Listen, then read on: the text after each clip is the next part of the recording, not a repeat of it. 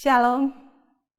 Pada saat ini, saya akan membahas tentang satu pelajaran kesehatan, yaitu diet yang seimbang. Berbicara soal diet, maka ada begitu banyak di luar sana orang bicara soal diet. Ada diet karbo dan diet yang lain-lain. Namun pada saat ini, saya akan berbicara tentang diet yang seimbang. Diet yang seimbang tidak hanya ditentukan oleh jenis makanan, akan tetapi ditentukan juga oleh faktor-faktor yang lain. Di sini saya mencatat ada 7 faktor yang akan mempengaruhi diet yang seimbang. Pertama, kondisi. Kemudian kualitas, kuantitas, keanekaragaman, keteraturan, keamanan, dan kontinuitas. Mari kita bahas satu persatu ketujuh faktor yang mempengaruhi diet yang seimbang. Faktor yang pertama yaitu kondisi. Kebutuhan nutrisi, tekstur makanan, dan pola makan yang baik bagi seseorang atau keadaan secara individual, yaitu personalized nutrition. Jadi kalau seseorang itu dalam keadaan sehat atau sakit akan berbeda dietnya. Kalau saya sehat, saya bisa makan apa saja dalam tanda kutip. Namun bagaimana dengan mereka yang sakit? Dengan panas yang tinggi, suhu badannya mungkin 38,5, mulut terasa pahit, ada mual atau mungkin sampai muntah. Jangankan makan, minum saja dia terasa pahit. Jadi salah satu kondisi yaitu apakah dia sehat atau dia dalam keadaan sakit. Usia muda atau usia tua akan berpengaruh juga pada nutrisinya. Bagaimana dengan laki-laki dan perempuan? Akan berbeda. Kalau kita perhatikan, laki-laki dan perempuan makannya akan berbeda. Mungkin kalau perempuan, saya lagi diet, saya lagi ini, jadi makannya sedikit-sedikit. Kemudian pekerjaan, aktivitas atau kebiasaan. Bagi mereka yang aktivitasnya ringan, akan berbeda akan nutrisinya, dietnya dengan mereka yang aktivitas berat. Demikian juga dengan budaya, ataupun ketersediaan makanan secara lokal. Saat ini di tempat saya, ini lagi musim mangga. Jadi musim mangga, kesempatanlah bagi kita, saya suka mangga. Jadi saya beli mangga. Akan tetapi bukan berarti karena mangga ini kadang-kadang musiman, jadi saya makan sepuas-puasnya. Tidak. Karena tidak semua orang dapat memakan makanan yang sama walaupun itu dianggap sehat. Namun pun demikian, prinsipnya adalah satu. Makanan yang seimbang haruslah sama. Kemudian kondisi yang kedua yaitu kualitas. Kualitas makanan dia mampu menyediakan vitamin, mineral, antioksidan yang cukup tanpa menyebabkan kelebihan ataupun kekurangan kalori. Dan di sini harus dikombinasi dan variasi makanan berbasis tumbuhan utuh. Mari kita perhatikan komposisi nutrisi tumbuhan dibandingkan dengan makanan hewani dalam tabel ini. Contohnya per 500 kalori energi. Nutrisi pada tumbuhan berbasis tumbuhan dan hewan. Kalau pada makanan yang berbasis tumbuhan, kolesterolnya di sana tidak ada. Sementara pada hewan kolesterolnya tinggi 137. Lemak pada makanan berbasis tumbuhan hanya 4, sementara hewan 36. Protein hampir seimbang. Protein pada makanan yang berbasis tumbuhan dan berbasis hewan hampir sama 33 dan 34. Bagaimana dengan beta karoten? Beta-karoten unggul pada makanan berbasis tumbuhan daripada makanan berbasis hewan. Serat. Serat banyak kita temukan pada makanan berbasis tumbuhan, sementara hewan tidak ada. Itulah sebabnya orang yang banyak makan makanan produk hewani, kadangkala oleh karena seratnya tidak ada, dia kadang suka sembelit atau susah buang air besar. Sementara bagi mereka yang makan dengan makanan yang berbasis tumbuhan, maka buang air besarnya akan lancar saja. Ini saya berbicara pada orang yang dalam keadaan sehat. Vitamin C di tumbuhan 293, sementara berbasis hewan hanya 4. Folat 1168 di tumbuhan dan hewan hanya 19. Vitamin E ada 11 di tumbuhan, hewan hanya 0,5. Besi demikian juga banyak di tumbuhan, hewan hanya 2. Kemudian magnesium dan kalsium dia tinggi di makanan berbasis tumbuhan dan hewan. Namun pun demikian, kalau kita perhatikan paling bawah, kalsium di tumbuhan dan hewan hampir sebanding. Nah, diet yang sehat menurut WHO, dia berisi buah-buahan, sayuran, kacang-kacangan, dan biji-bijian utuh. Misalnya jagung yang belum diproses, kemudian gandum ataupun beras merah. Dan kita dianjurkan dalam WHO setidaknya kita mengkonsumsi ada 400 gram atau sekitar 5 porsi buah dan sayur setiap hari. Sementara kentang, ubi jalar, singkong, atau makanan berakar bertepung lainnya, dia tidak diklasifikasikan pada buah-buahan ataupun sayuran. Sekarang, prinsip yang ketiga yaitu kuantitas atau jumlah. Makan secukupnya, sesuai kebutuhan, tidak lebih dan tidak kurang.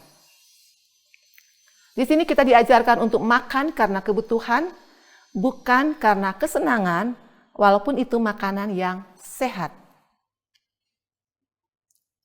Apa yang akan terjadi bila mana kita makan secara berlebihan? Akan terjadi adalah kalori berlebihan. Dan itu bila mana kita lakukan berulang-ulang, maka akan terjadi resiko penyakit tidak menular akan meningkat. Ini ada tips sederhana untuk menentukan kebutuhan jumlah makan. Contohnya adalah untuk menurunkan berat badan. Kadang kalau kita ke dokter akan mengatakan bahwa ini kebutuhan kalorinya 1.500 kalori per hari. Mungkin kita berpikir 1.500 itu berapa banyak, apa saja yang akan saya makan. Nah, ini adalah tips sederhana untuk menentukan kebutuhan kalori. Ini menggunakan metode isi piringku dari Kemenkes. Kalau kita perhatikan gambar ini, isi piringku, di situ ada terbagi 3 bagian besar. Yang pertama, berisi makanan pokok. Di sana terdiri dari nasi, roti, gandum, jagung, singkong, dan sebagainya. Kemudian sepertiga yang kedua, di situ berisi sayur-sayuran. Kita di negara kita bersyukur banyak sekali sayuran yang kita boleh dapatkan untuk memenuhi kebutuhan gizi kita. Kemudian sepertiga yang kedua, kita bagi-bagi 2, yaitu yang pertama adalah untuk protein, dan yang kedua untuk buah-buahan. Dan kalau kita perhatikan di gambar isi piringku ini, di bagian bawah ada gambar, yaitu kita harus cuci tangan menggunakan sabun sebelum kita makan. Kenapa? Karena tangan kita ini merupakan sarang penyakit bila mana kita tidak cuci tangan. Karena nggak apa-apa kok bersih, kita main makan aja. Tidak, kita dianjurkan cuci tangan dahulu sebelum kita makan dengan menggunakan sabun. Kemudian bulatan yang di bagian bawah itu kita aktivitas fisik 30 menit setiap hari. Jadi kita menggunakan waktu kita untuk olahraga setiap hari minimal 30 menit. Dan yang sebelah kanan minumlah air putih 8 gelas setiap hari. Ini dianjurkan oleh Kemenkes untuk kesehatan kita. Nah, bagaimana dengan metode isi piringku? Mari kita perhatikan gambar ini. Makan 3 kali sehari tanpa makan di antara jam makan. Artinya, kita makan dengan waktu yang tetap. Misalnya, kita makan pagi jam 6 pagi. Kita akan mengambil setiap 5 jam atau setiap 6 jam saya akan makan. Jadi jam 6 pagi saya makan, jam 12 siang saya akan makan, dan jam 6 sore saya akan makan yang ketiga. Tidak ada makan di antara jam makan. Artinya kita jangan ngemil.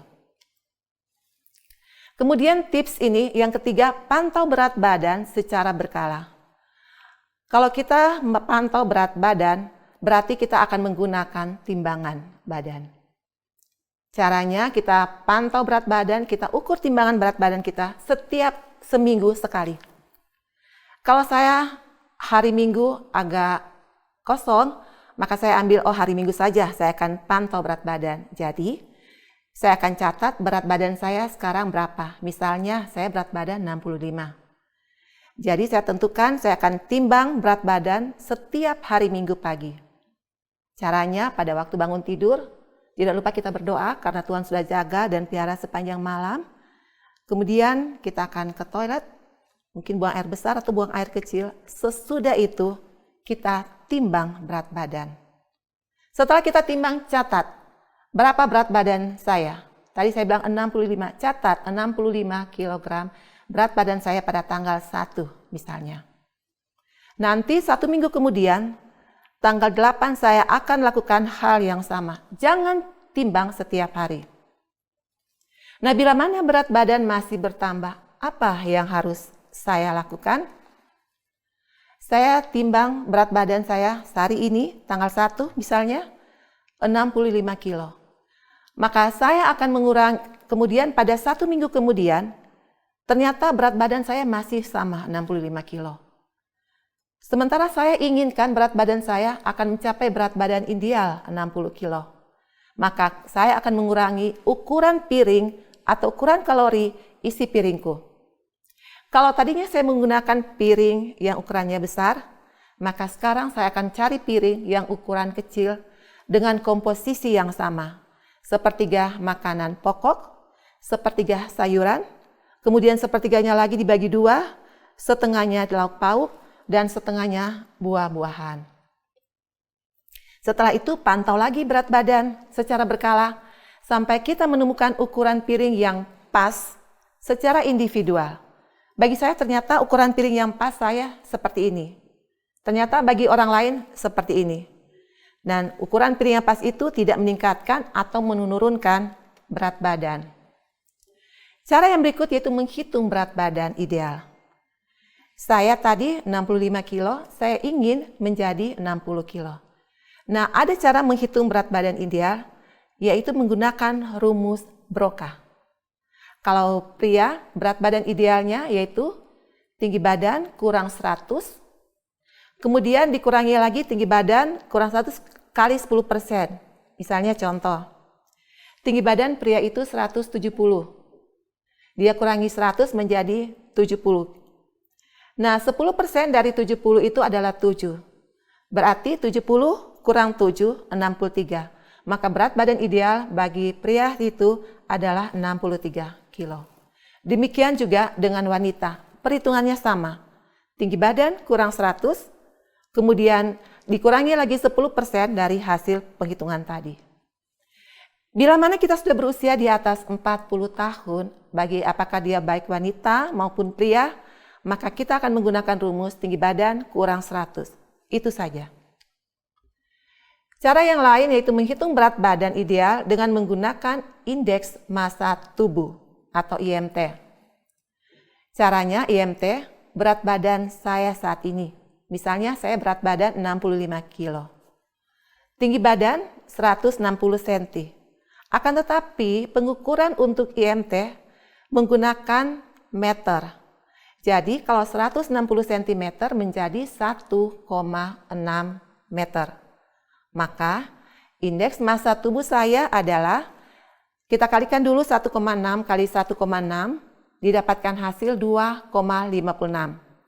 Kemudian dari berat badan saya 65, dibahagi 2,56, didapatkan hasil 25,39.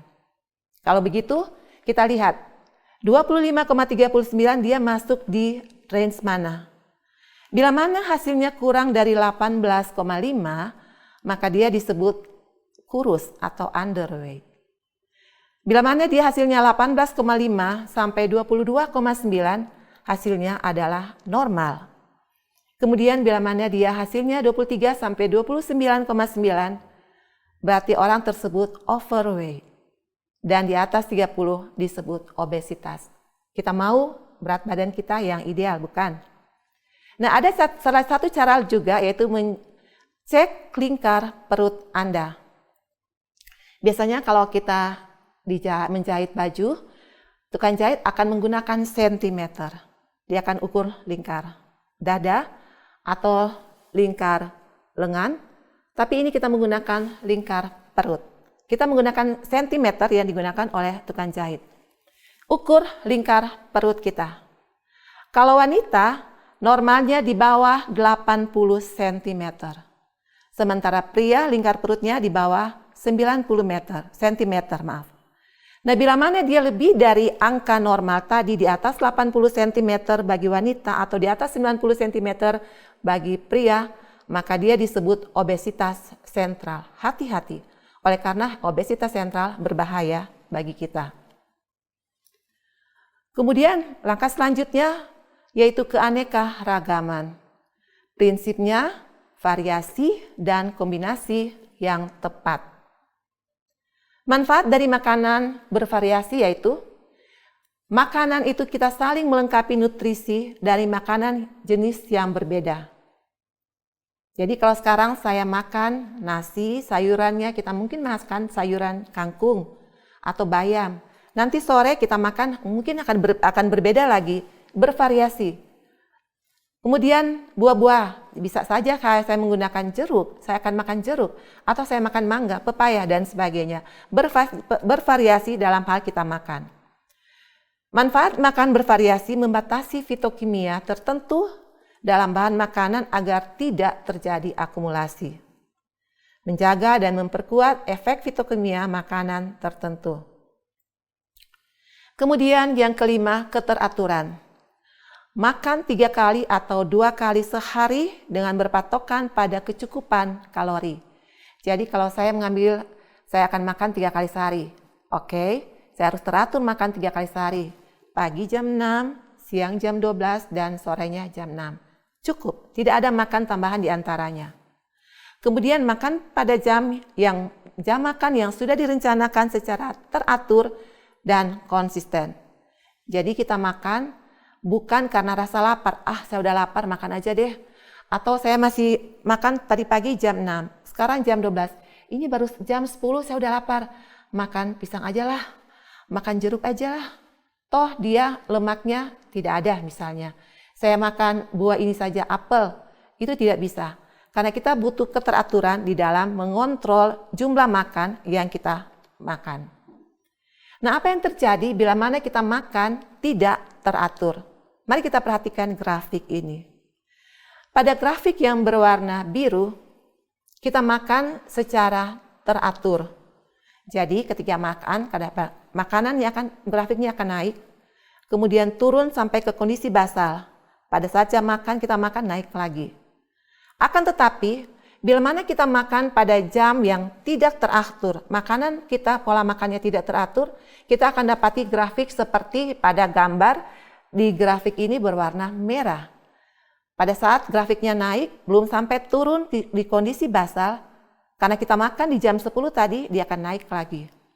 Kemudian belum turun lagi di kondisi basal, kita sudah makan, dia akan naik lagi. Akibatnya terjadi hipertrigliserinemia dan hiperglisemia ataupun gangguan saluran cerna ataupun yang lain.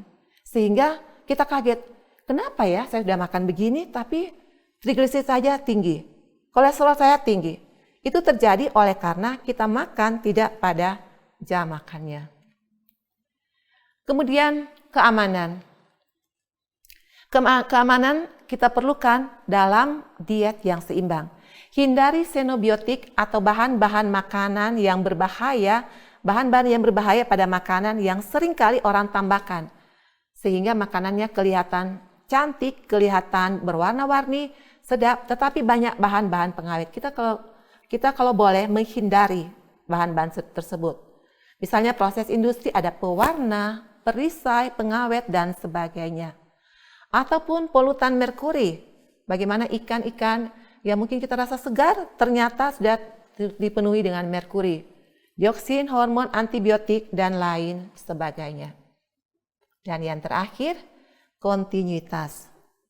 Pola makan yang benar bukan berarti program periode waktu tertentu. Akan tetapi adaptasi seumur hidup. Ketika saya sudah mendapatkan pola makan yang benar, dengan contoh tadi, isi piringku. Saya sudah mendapatkan normal saya, ternyata saya berat badan ideal 60. Diteruskan, dilanjutkan secara kontinu, sehingga berat badan saya tetap seperti itu. Alhasil, kita akan mendapat tubuh yang sehat. Makanlah dengan senang hati, bukan karena instruksi. Kiranya pelajaran kesehatan pada saat ini boleh menolong kita untuk lebih memperhatikan makanan atau asupan gizi yang akan kita makan untuk kita mendapatkan kesehatan yang sempurna. Dan dengan kesehatan itu, kita boleh gunakan untuk memuji dan membesarkan nama Tuhan. Terima kasih.